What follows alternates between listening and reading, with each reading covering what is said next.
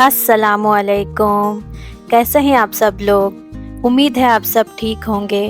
आज मैं आप लोगों के साथ शेयर करने जा रही हूँ मज़ेदार सा ठंडा ठंडा tasty and creamy fruit custard की रेसिपी।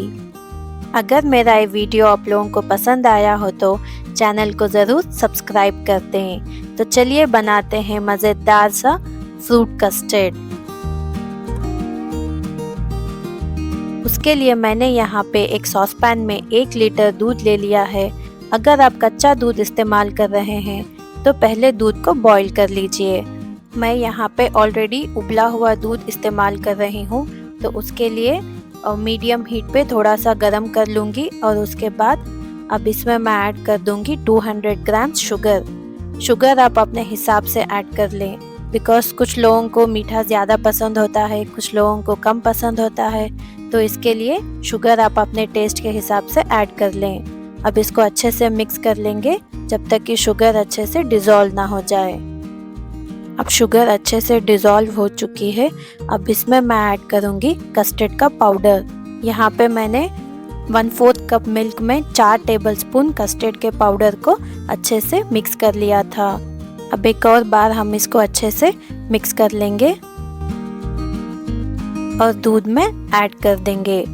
कस्टर्ड पाउडर को ऐड करने के टाइम पे कंटिन्यूअसली हमें स्टिर करना होगा, वरना इसके लम्प्स फॉर्म हो जाएंगे। और हीट को बिल्कुल लो रखिए।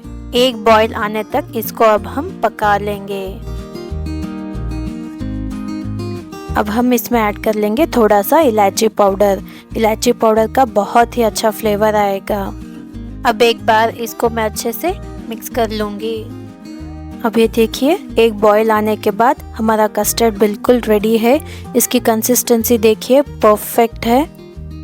इसको अब हम रेफ्रिजरेट करेंगे मिनिमम 2 घंटे के लिए। फ्रीज ना करें, रेफ्रिजरेट करें और 2 घंटे के बाद जब ये ठंडा हो जाएगा और भी गाढ़ा हो जाएगा।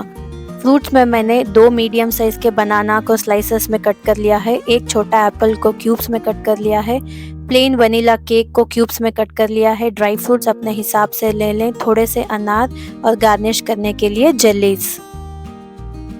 अब यहाँ कस्टर्ड अच्छे से ठंडा हो चुका है। इसकी कंसिस्टेंसी देखिए, अच्छे से गाढ़ा हो चुका है। 2 घंटे के लिए मैंने रेफ्रिजरेट किया था। अब इसमें मैं ऐड कर दूंगी स्लाइस किए हुए बनाना। इसके बाद अब हम ऐड करेंगे एप्पल। अब मैं डालूंगी प्लेन वनीला केक। एक बार ज़रूर वनीला केक ऐड करके टेस्ट करके देखिए, बहुत ही क्रीमी और रिच बनेगा आपका कस्टर्ड। अब इन सब चीज़ों को मैं अच्छे से एक बार मिक्स कर लूँगी।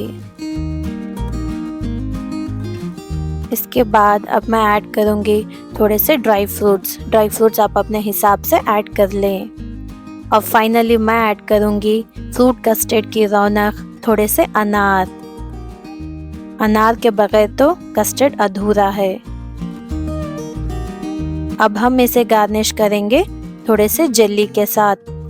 आप कलरफुल जेलीज भी ऐड कर सकते हैं, बच्चों को बहुत पसंद आएगा।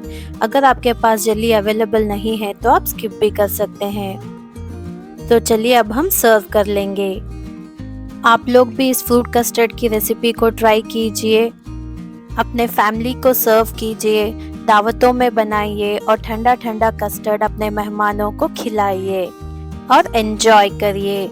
अगर मेरा ये वीडियो आप लोगों को पसंद आया हो तो लाइक कर दें, शेयर कर दें और चैनल को अगर सब्सक्राइब नहीं किया हुआ है तो ज़रूर से सब्सक्राइब कर दें। मिलती हूँ अगले वीडियो में एक नई रेसिपी के साथ। तब तक के लिए अपने कीमती दुआओं में हमें ज़रूर याद रखिए। अल्लाह हाफिज़।